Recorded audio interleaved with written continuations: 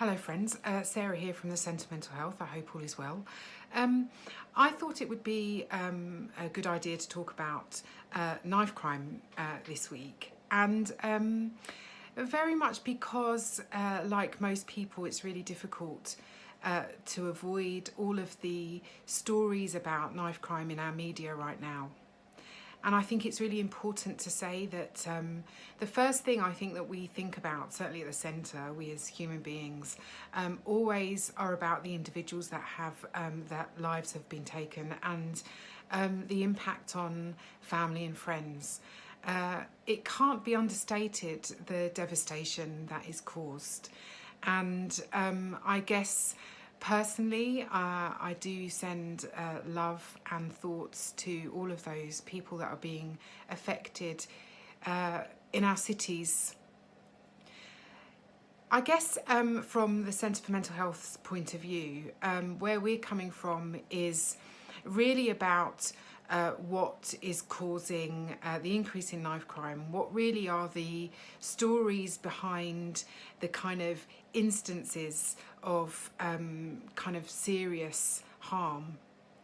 And I think it's really complicated, and it's also deeply frustrating that most of the narrative right now is about police numbers, stop and search. And whilst we can't underestimate the impact and the importance of those things, to us it feels like the narrative is looking down the wrong end of the telescope.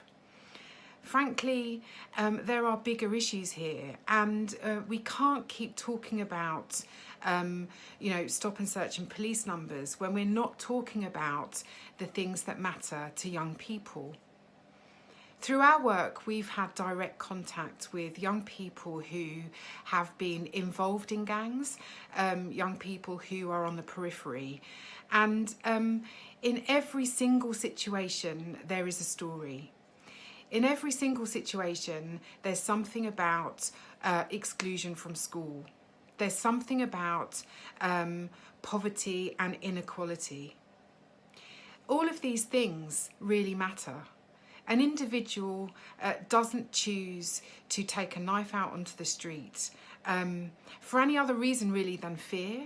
And I think we're forgetting that these young people carrying knives are in fear of their lives often.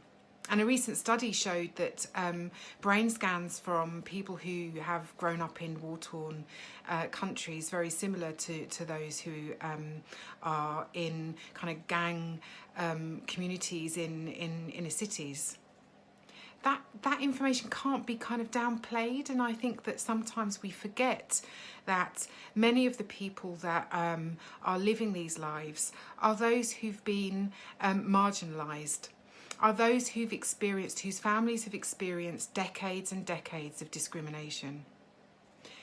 Of course, all deaths are needless related to knife crime. But we really need to understand the depth of the problem, the complexity.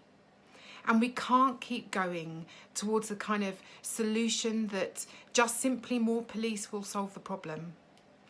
It might help in some ways, but it's not going to attend to the big issues. Racism, exclusion, poverty, all of these things are at play.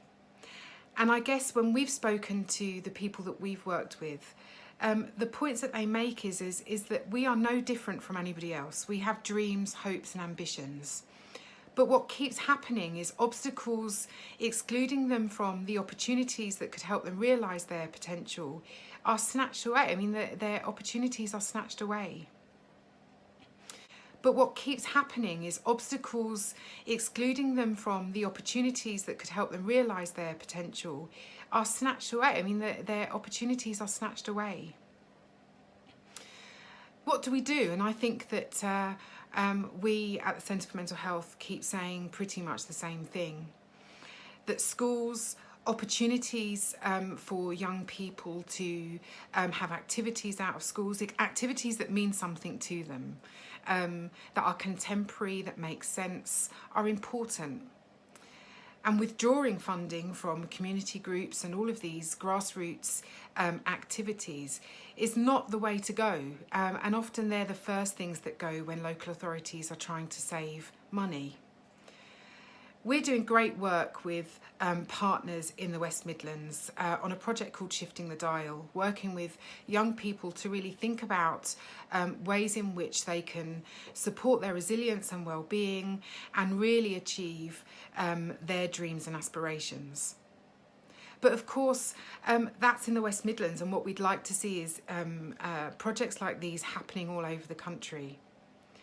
Project Future was another project that we worked closely with in North London, working with those individuals who'd been excluded and now were trying to make their way and make sense of the world. The findings were stark and clear. We really need to think about their lives that make all the difference to whether they choose to take a knife or not. There's lots of information out there, but I guess we want to focus on what are the interventions that will make a difference. We're trying to find out, and we hope that the people that we work with will hold the position that we really must target the cause of knife crime. So with that said, we'd like to know what you think, and we'll keep working in this space and keep talking about it, and we will constantly keep coming back to a system-wide approach, really thinking about the things that matter. So let us know what you think, and I'll speak to you